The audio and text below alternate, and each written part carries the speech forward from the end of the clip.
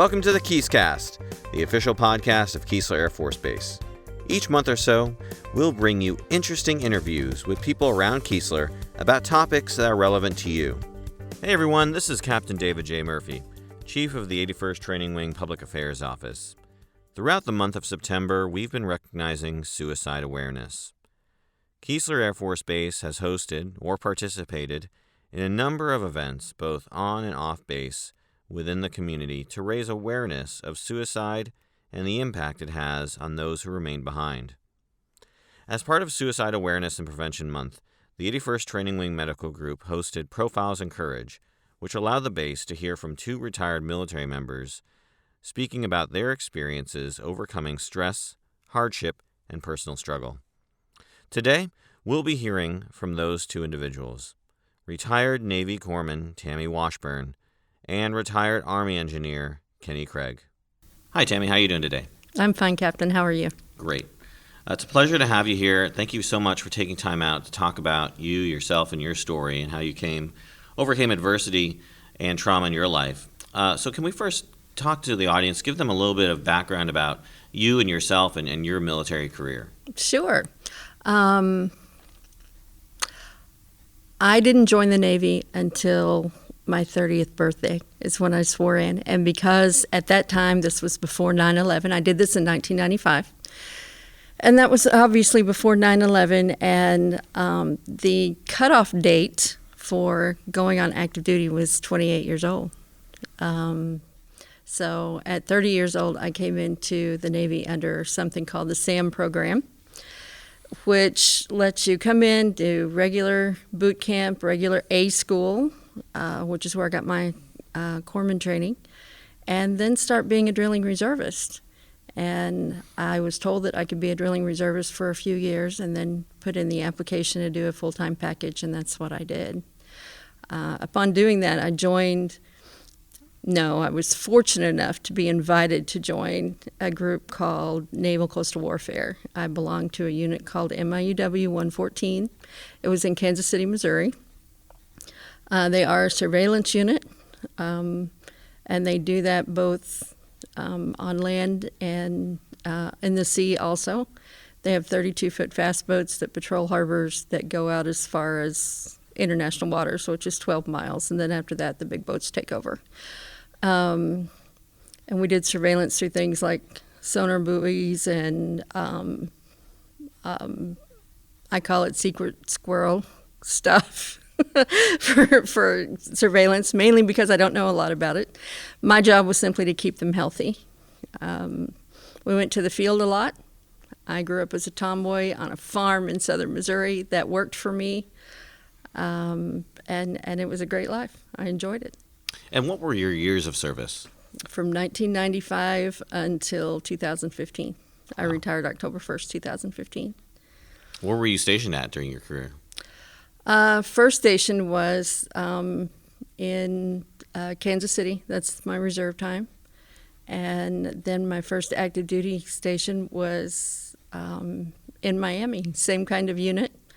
It was a Harbor Defense Command, which was actually kind of the headquarters of MIUW units and IBU units, which are inshore boat units, the people that drive those little 32-foot fast boats. And it was from there that I went on my first deployment. Our unit was going to decommission, and a unit in New Jersey was ramping up for deployment. They didn't have enough of their own people, so I became a rip to fill for their unit. And that first deployment took us first to Balad. We weren't there terribly long. We were not operating at full capacity because there is no water in Balad. Right. And that's a portion of what we do. So they moved us down to Kuwait, and our job, we lived on the Kuwait Navy base, and there was a harbor about 20 minutes away that was our surveillance territory. Wow. What inspired you to join the military in the first place? Total patriotism. My recruiter didn't have to work at all. That's always nice for the recruiter side. Yes, yes. Well, great. Well, you obviously had a great career in the military, retired out of the military, but we're here to talk today about your story and, kind of the bravery and strength and what you demonstrated in overcoming adversity and trauma in your life. So can you talk to me a little bit about that trauma? What happened during your career, that caused you this adversity and trauma, and how did you overcome it? Well, my things are there isn't really one big incident. There are several smaller incidences that caused me to eventually be diagnosed with PTSD, along with a few other things.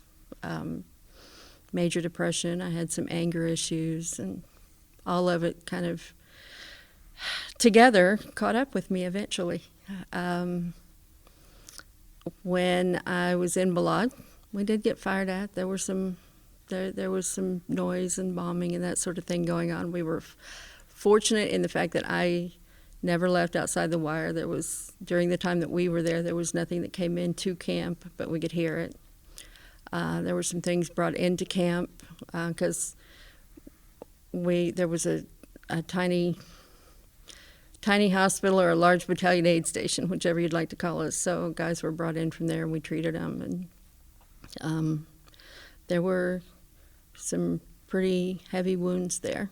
Then when I moved down to Kuwait, Arif Jan is a base that was about a 20-minute drive away, and we had an American hospital there.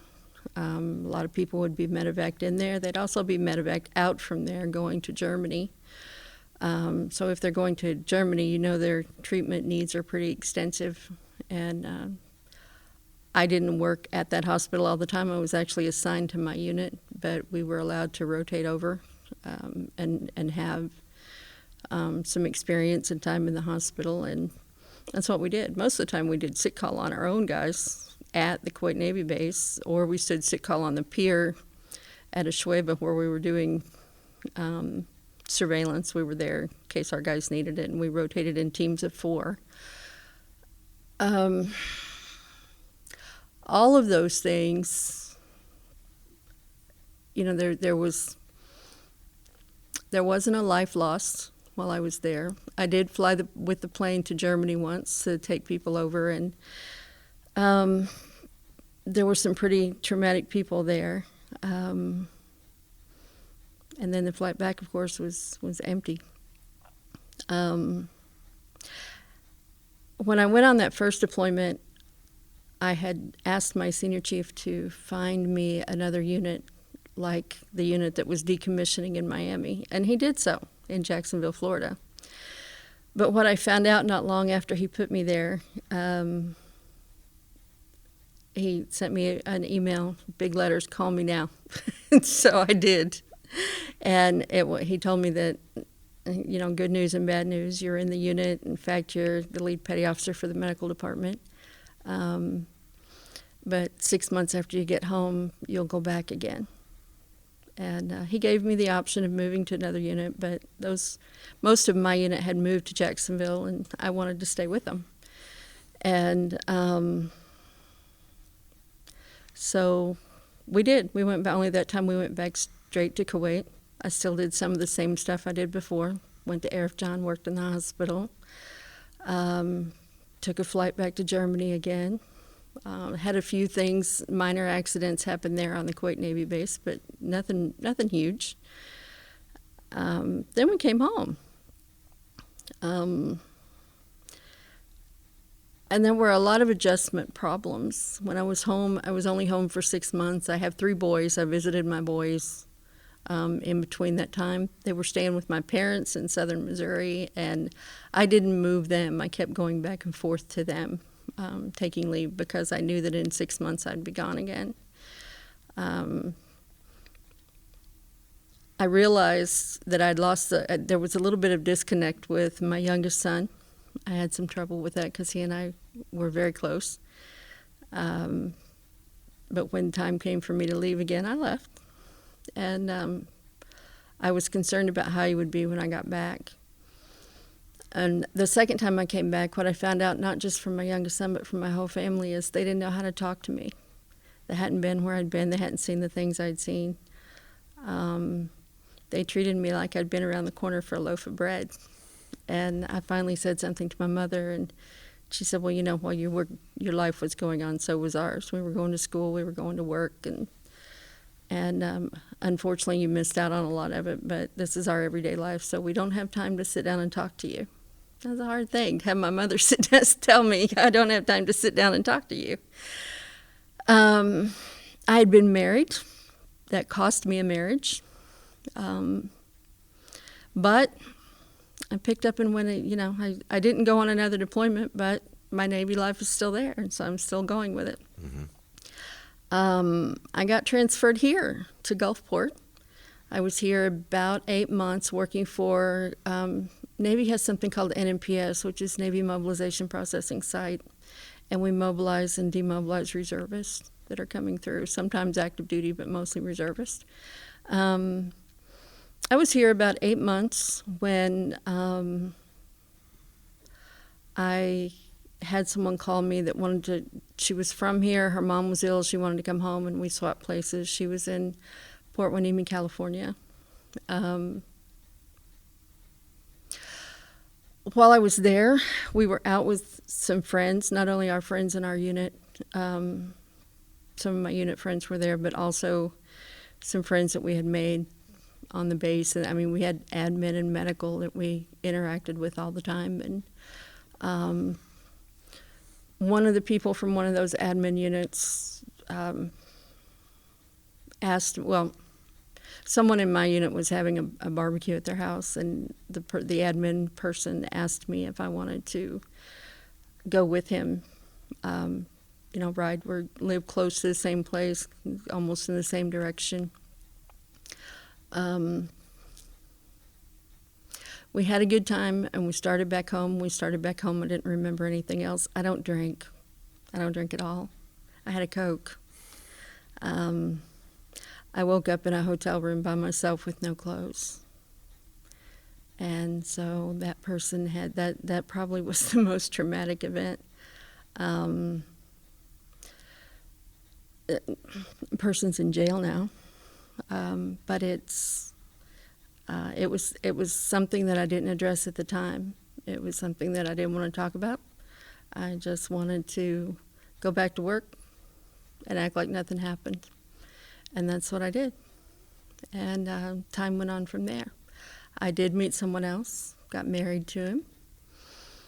I got transferred to Norfolk. We were there for 3.5 years, and I got transferred to Norfolk, and it was the middle of the school year. So my husband stayed with my children in California and worked when I moved to Virginia. A month before I was supposed to go back and move, school would be out, and we would move back everything out to Virginia. He was involved in a nasty car accident. When I got a call from the trauma team to tell me it had happened, they were giving him a less than 10% chance of survival. I really thought I was going to California to start making funeral arrangements for my husband. I didn't, though, and he's still alive. He got beat up pretty bad. We went through a lot. He was in ICU for 47 days. He was in an inpatient hospital for 1.5 years for rehab. He finally got well enough I could move him from California to Virginia. While he was in Virginia, I was doing 2 things, and that was going to work, and then after work I would go over and be in the rehab hospital with him until visiting hours were over and I could go home. After a while, that all catches up with you. Nobody told me that. So, like I said, it's not one big thing, unless you want to call the MST a big thing, which it is. I'm not downplaying it at all. But it was all these little things that I didn't address. I chose to keep working. I was that football mom. I was the soccer mom. I was the taekwondo mom, and the sailor that went to work every day, and the wife that went to rehab every night. And so after a while, it all catches up. My last duty station was back here in Gulfport, and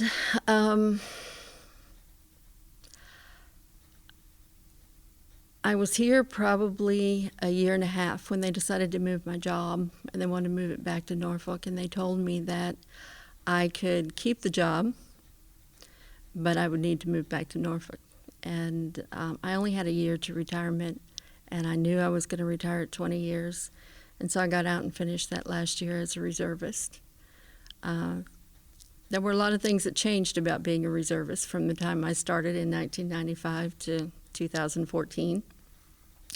And I think I didn't adjust to it well. Part of it could have been the stress of all the things that were coming up behind me. When I finally went to get help for that, I first came here to Keesler, and I sat in a psychologist's office and cried for an hour and a half. I didn't talk to anybody. I just cried the whole time. They referred me to the VA because I'm now off of active duty, so I can use VA services. I went through 3 counselors before I found one that I liked. And again, when I finally found one I liked, I still cried more than I talked. Mm-hmm. And finally, one day he told me his story. And his story was similar to mine in the fact that we're both healthcare providers. And in our mind, we think that we're taking care of people. We don't take care of ourselves. Mm. And that's what I found I had done all this time. And he told me his story and talked to me about when he finally decided it was okay to go see a provider and be put on medication for it. That was a huge barrier for me because I was a healthcare provider. I didn't feel like I needed health care myself. And to be prescribed medication for a mental illness really was upsetting to me. But after hearing his story, it was almost like he gave me permission to go get treatment. Mm-hmm. And I did. He referred me to a psychiatrist who was actually a civilian out in town. And someone who used to work on this base and someone that once worked with my counselor. My counselor's retired Air Force also. Took a lot of therapy. Even after starting the medication, I still continued my therapy and my counseling. And had my counselor not given me permission by telling me his own story, he didn't realize that's what he was doing, but that's what he was giving me permission to get treatment. I don't know where I'd have been. I always said I was strong enough not to commit suicide based on my faith alone. Mm-hmm. But I've seen some pretty dark times. Yeah. And I don't know what that could have ended up had I not agreed to go see the counselor. The reason for going to see the counselor in the first place was because after I got off of active duty, I hadn't went to work yet. I was still being a reservist. But my days were being spent going from my bed to the couch and back to my bed again. And that was it. And my youngest son, who was 19 at the time, finally, I remember him sitting down on the floor. I was laying on the couch, and he was sitting on the floor, and his face was even with my face. And he said, "Mom, you can't keep doing this. You've got to go do something." And he called the captain that I used to work for when I was still on active duty at my last duty station. She is retired now. Mm-hmm. And lives in Ocean Springs. She's a retired Navy captain and lives in Ocean Springs. And he called her and told her, "I don't know what to do with her." Mm-hmm. And she came to the house, and it was the two of them that made me decide that, all right, I need to go talk to somebody. And that was her answer to me, was just go talk to somebody and see what happens from there. Nobody's making you do anything. Yeah. It took me 4 different people to find somebody that settled in. So probably if I had a message to anybody, it's don't give up. There'll be that person there to connect with you eventually. Yeah. But don't think that, if you talk to one counselor, don't think they're all the same way. Right. Find who's best for you. That's right. And, obviously your children identifying that, obviously they could see everything from the outside, that maybe, you didn't see, or obviously you could only see what, was going on, but obviously they give that outside sort of perspective and give you that push to go out and actually seek the help that, you were obviously needing at the time. Are you still seeing counselors and Do you still get that? I do. I still see counselors. I'm still on treatment. That was in 2014, so here we are 4 years later. But I have a brighter outlook now. My work with the nonprofit Crusaders for Veterans, a lot of people that I see at the VA, that sort of stuff. I talk to a lot of people, a lot of veterans. A lot of veterans open up, and they will come back to me later and say, you really helped me. Well, what they don't know is they helped me too. Talking to them is therapy for me as much as it is them. Sure. And I really, really enjoy that work. Absolutely. Yeah, it can, talking about the accumulation of things, sometimes we don't even think about it. We're going through all this stuff. We're, always told to be resilient, overcome adversity, and then at the end of the day, it catches up to you sometimes. So, so glad that you were able to seek and also get the help that you needed. Hopefully what you're saying now and someone listening may seek that help, if they need it or, whatnot. But, well, I know there are a lot of veterans out there that don't have that.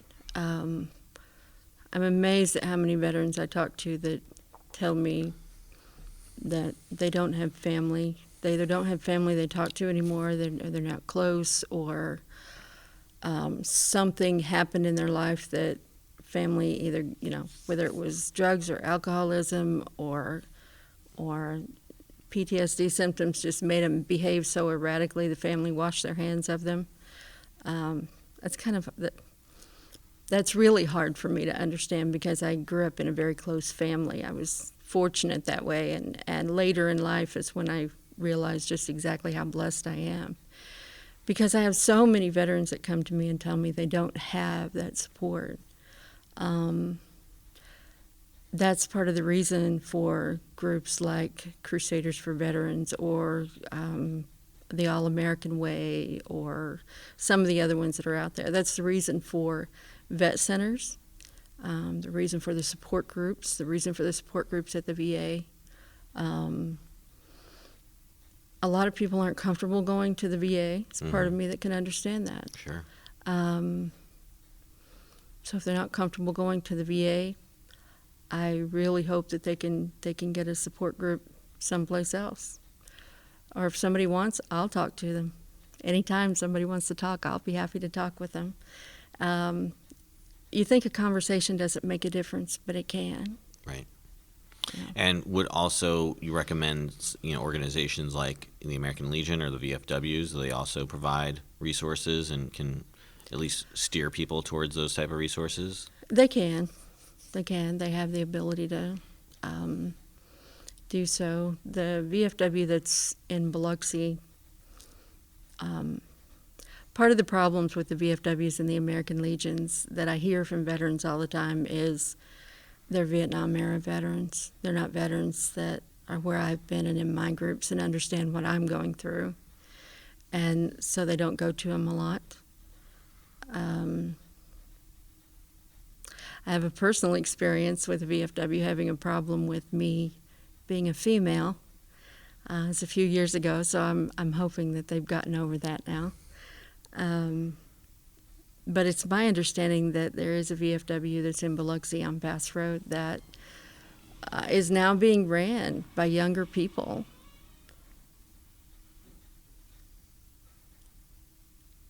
And sorry, I could hear somebody opening a door. Okay. And that might be beneficial, to have these organizations have, younger people in their midst that have done and gone through and been to the same places that the current veterans of today have been. What would you tell our active duty members? Obviously, you experienced a lot of this trauma during your active duty time, but you sought help or, after you were pretty much out of active duty. But for the members who are going through this now, maybe they're experiencing now and they're not, they're perhaps suppressing it or, pushing past it, using work as a catalyst and, to kind of push forward. What would you tell to the active duty members who may be going through this? What would you tell yourself if you were going through this, your younger self?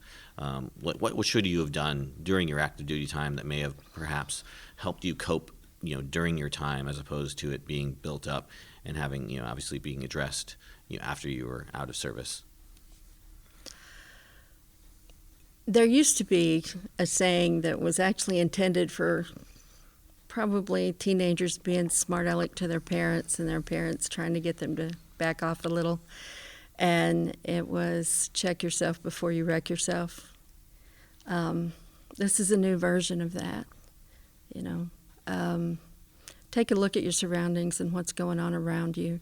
Think about your home life versus work life and how much it can all add up together. Nobody realizes that stress. I mean, for me, my stresses weren't just mental. They turn out to be physical, too. I have a high blood pressure problem now that I didn't have before, I think that's getting better and under control now. But at one point, that was, I let the stress in me get so bad that I ended up on blood pressure medication, and I didn't see me doing that. Take a look at those things and remind yourself, and also realize that back when I deployed, it was 2004. My last deployment ended in October of 2006. There was a huge stigma on mental health and being in the military and being able to keep your career. I had guys that I knew that were in my unit that were having problems and needed to have them addressed. And when I would talk to them about them, they didn't want to have them addressed because that would end up in their medical record and they'd be afraid they couldn't finish their career. And for somebody that's got, 10, 12, 16 years in, you don't want to mess that up. And I fully get it, And in the Navy, if you're not deployable, they're not going to keep you. They're going to downsize and not keep you. And so that was a big concern. The Vet Center, which is a VA program, has counselors that when they talk to you, and they will talk to your family too, by the way, and it's all for free. Their medical system doesn't talk to the VA's medical system, so it never goes in that medical record. So I would send a lot of my guys to the Vet Center because I knew they would get help. I knew why they were avoiding help, but at least this way they were getting help. And the counselor would tell them from the beginning, yes, we can go through these things, but there are certain caveats that I have to being able to reporting this someplace else. Suicidal attempts are one of them. Yeah. But the hope is that they can get them counseling and treatment before they ever get that far. Now that it's 2018 and we've moved forward a lot and we realize what the mental health issues are with our servicemen and women and the veterans that come out, mental health issues have a less stigma than they used to. And from what I understand, all of the military services are promoting more mental health treatments and not so much making it a career breaker anymore. Yeah.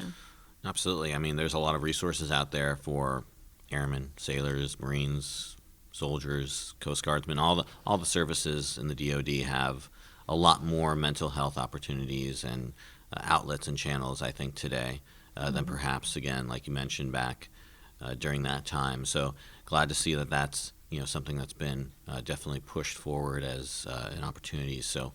But again, I want to thank you so much, Tammy, for taking time out to talk to us today. Is there anything else you'd like to add before we let you go? Other than go Navy. All right. Go Air Force. Okay. Okay, we're here with retired Sergeant First Class Kenny Craig. Kenny Craig was in the U.S. Army, and he was a combat engineer. Kenny, can you tell us a little bit about yourself and why you joined the military? Yes, I joined the Army National Guard in 1992. I did what they call a split option between your junior and senior year.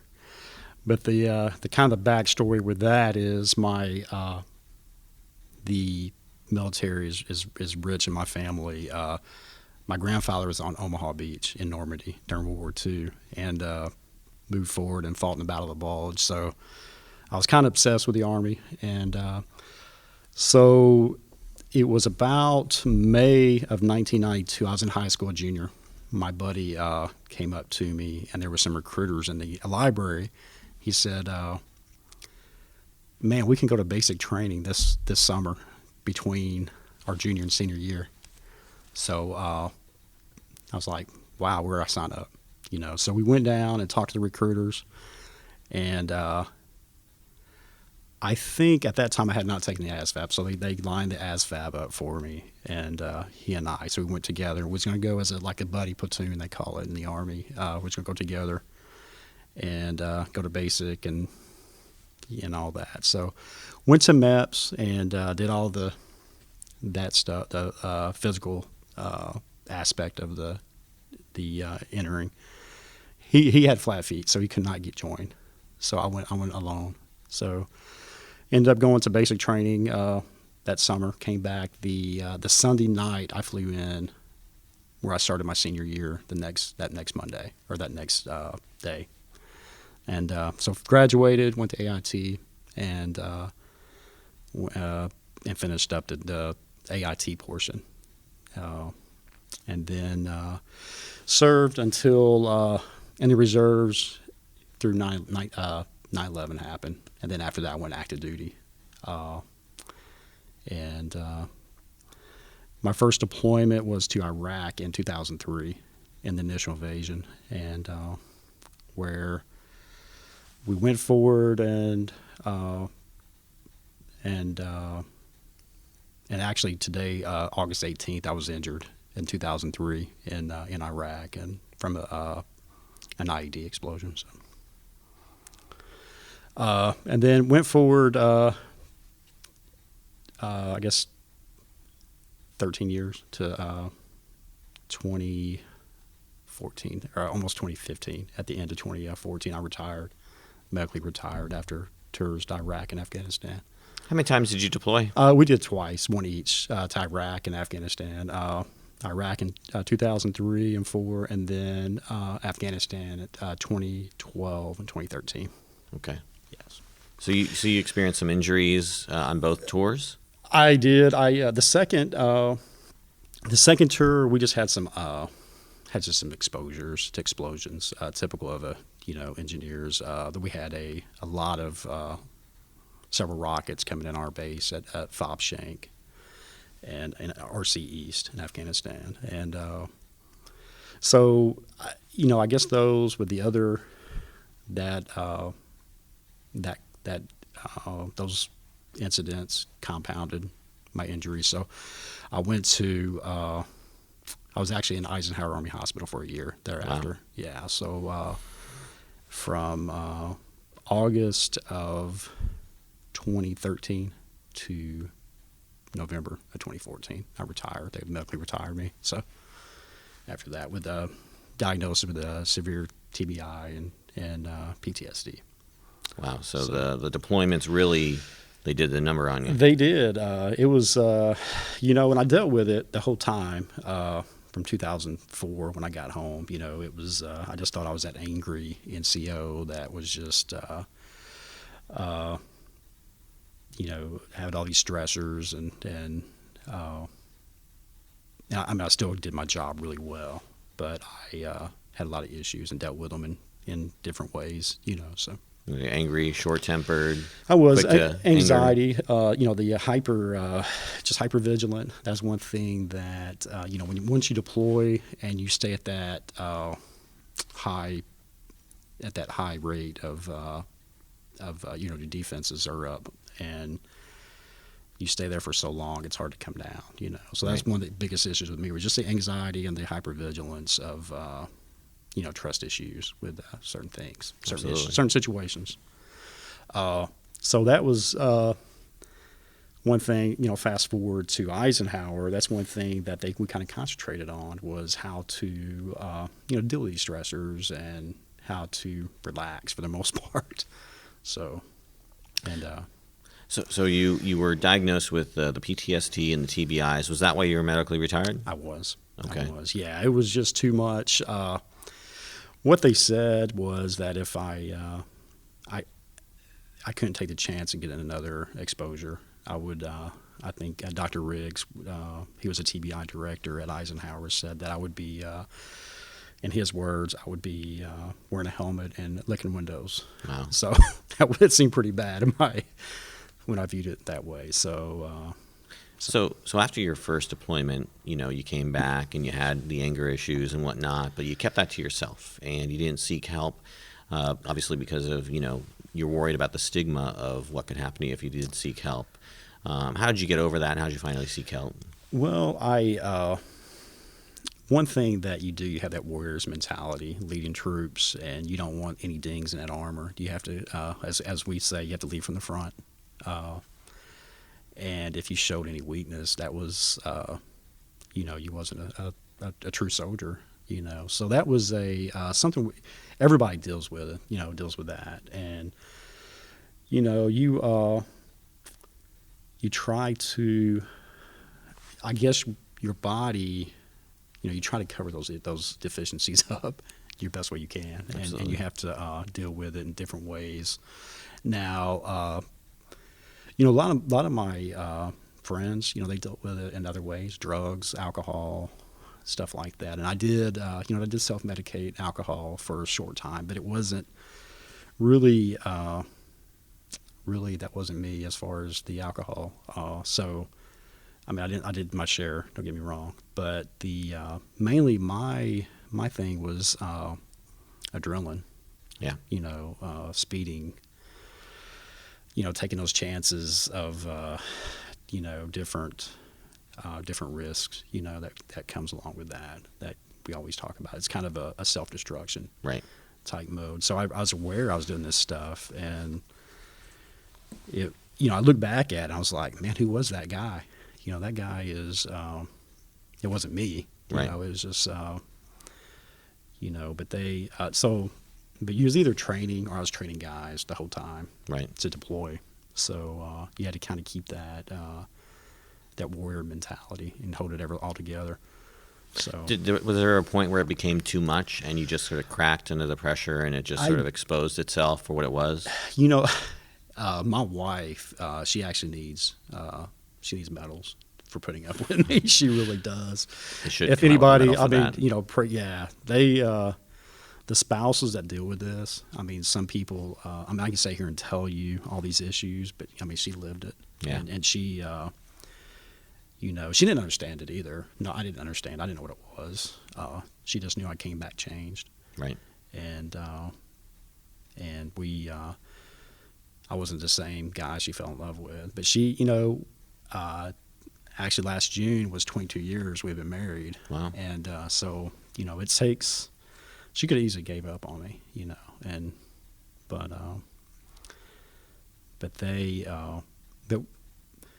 pretty much what I did, I would speed and take risks, unnecessary risk, where it was kind of selfish as far as what I was doing, not really thinking about the consequences necessarily. Absolutely. So would you say, obviously, you had the mentality of, not seeking help because obviously the warrior mentality and whatnot, but, I think we both agree that today it's a bit more understood and accepted, that, these kind of issues should be addressed. People should come forward with them, and that, would you agree that there's more accepting and working through the issues that people have today? Absolutely. Toward the end of my career in 2014, it went from really bad to actually really good. They had set up the WTUs, which is Warrior Transition Units, which is hospitals where they or units where they treat wounded warriors. And so they have some outstanding programs that help you deal with it. And I was fortunately a part of those. That's great. One of those. So they, now kind of thinking back, it was always the doctors. Even in 2014, they had to tell me what depression was. Like, are you depressed? I was like, no, not me. I don't know what I didn't know what depression was, or I didn't know what PTSD was for the most part. Sure. That was some stigma I wanted to stay away from. But kind of looking back on all the issues, day one from my return, I had issues. I couldn't go into a public place and carry on a conversation like we are now. Yeah. I would kind of blank out and go into that hypervigilant mode where I was sizing everybody up. One of the things we had dealt with was suicide bombers, with backpacks. So one of the things that was one of my triggers is backpacks. Yeah. So you see guys in backpacks with maybe large coats on, and you can't really see what they're packing. Right. So, and it's wearing. It's very tiring. Sure. As far as mentally, and then it eventually affects you physically because it wears you down. Yeah. Going through all this because you're having to, your brain's not focused on one thing. It's everywhere. Yeah. You're looking at these doors. You're looking over yeah. here behind this one, and this person. This guy has a trench coat on, Right. and it's 80 degrees. Exactly. So Anxiety. Yeah, anxieties. Lots of. Yeah, that was one of the biggest things. So I think the first time I actually scared my wife and my whole family was actually in Biloxi on the beach on 4th of July. Yeah. And and even today, I'm not scared of fireworks, but just Right. it's not one of those things. I don't have a sign up saying, the combat vet lives here, please be friendly with your fireworks or Right. whatever. So I'm really not that guy, but if you surprise me with a loud noise, that part of that reptilian side of my brain is going to react. Absolutely. Because that's what kind of protected me while I was overseas. So we were on the beach, and it was early. It wasn't really time for fireworks. It was at 1400. And something went off really loud. I don't know what it was. It wasn't a firecracker. It was something loud, like a mortar or something. Yeah. And it actually spooked me so bad, I dove and Yeah. got down. Because, Wow. and you have to realize we're 3 months out of a deployment where, Right. we got hit with rockets. I was hit with IED and Sure. then mortars, all that good stuff. And so it was just my natural thing. And we hit the ground, hit the sand, Wow. hit the sand and covered, went into the posture of, you get that intimate with the ground. And so I look up and my whole family's laughing at me. It's laughable now. Indeed. So with that reaction, you become angry. I was angry automatically. Yeah. My whole 4th of July was ruined after that, because it was a reaction of just anger, and so it was, but, and kind of fast forward again with, when I was at the WTU, they actually brought my wife in. That's one thing they do really well. And I wish every diagnosis of PTSD in the military, they need to go through this program. Yeah. So they actually brought my wife in and explained to her what was going on, explained what happens to the brain. And she actually apologized after that, because she looked at she just thought it was anger. She didn't understand it. She wasn't educated on PTSD or Right. TBI. And so she actually apologized to me. So, which I didn't think there was no apology because it wasn't that bad. No. But that was the incident. I was like, well, I'm not the same person I was in early 2003 or 2002 when I deployed.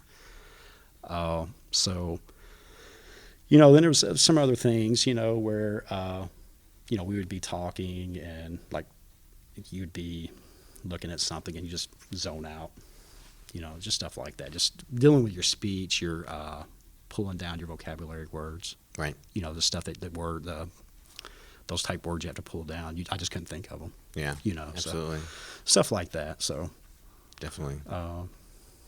Tell me, how are you coping with your PTSD and whatnot today? What are you sort of doing? Are you seeking help currently? Are you over it, or is it something you even get over? Kind of educate me on that side. Well, I think from what they tell me, I will be retired in November.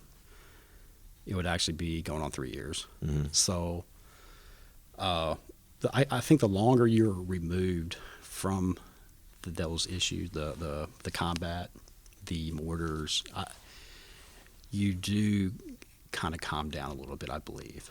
But I don't ever think you'll be cured of it, to be honest with you. That's my own personal opinion. I'm not a doctor, but I do. But mainly my therapy, sir, is helping other veterans. Really, just being involved, helping vets with PTSD and TBIs.